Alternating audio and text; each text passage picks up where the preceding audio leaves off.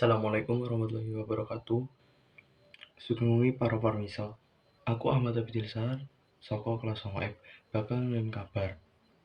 Kula wis ngiringkes macam-macam acara penting saka njero lan njaba wilayah kanggo sampeyan. Jembatan Cangar ing sorotan.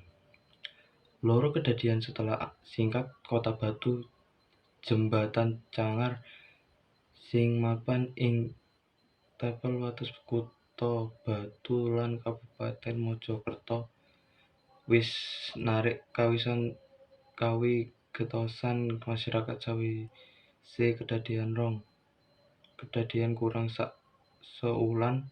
Kedadian pisan dilaporake kedadian ing pungkasan Maret 2026.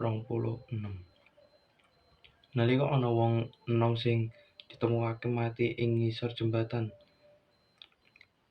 Sawetara minggu sabanjure kedadian sing padha kedadian ing lokasi sing padha nyebarake piranti umum. Sawise kedadian kasebut, wilayah Jembatan Cangar rame warga akeh pengunjung sing teka langsung ndeleng pemandangan kasebut.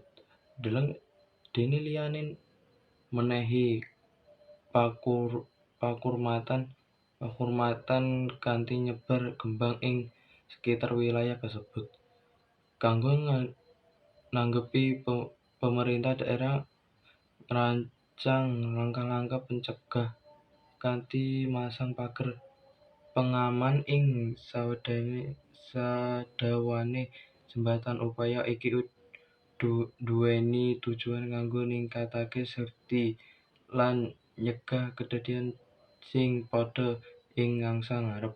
Jembatan Cangar sadurunge dikenal minangka rute penghubung lan tujuan sing menehi pemandangan gunung alam, nanging sawetara kedadian anyar ndadekake lokasi kasebut dadi sorotan umum.